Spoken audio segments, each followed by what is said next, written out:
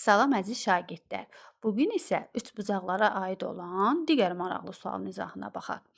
Deməli, bizə deyir, tərəfləri 5, 12 və 13 olan üçbucağın xaricinə çəkilmiş çevrənin radiusunu tapın. Baxırıq uşaqlar, 5, 12, 13.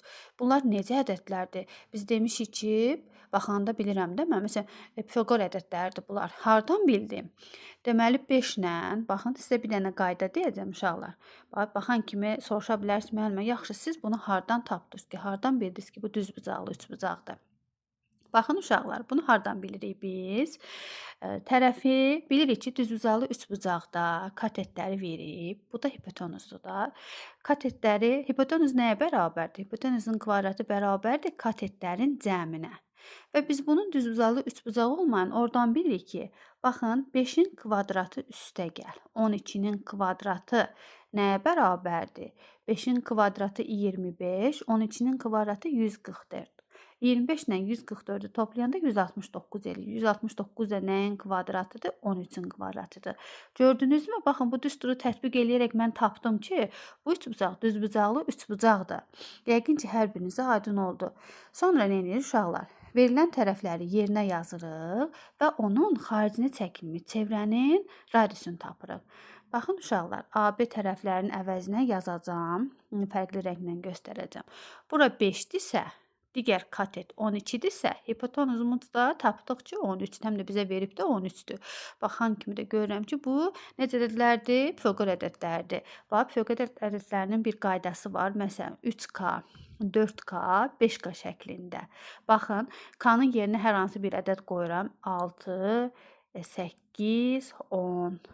K-nın yerinə 2 qoydum, bunu aldım. K-nın yerinə 3 qoyuram, 9, 12, 15. Və bunların hər biri, yəni bu 3K, 4K, 5K şəklində olan bütün ədədlər Pifaqor ədədləri adlanır.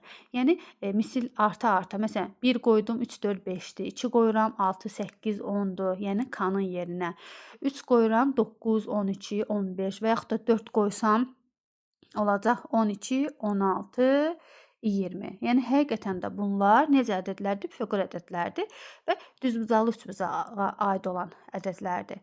Deməli, bizə deyir ki, bu üçbucağın xaricinə çəkilmiş çevrənin radiusunu tapın deyir. Baxın uşaqlar, xaricinə çəkilmiş çevrənin radiusunu hansı düsturla tapırıq?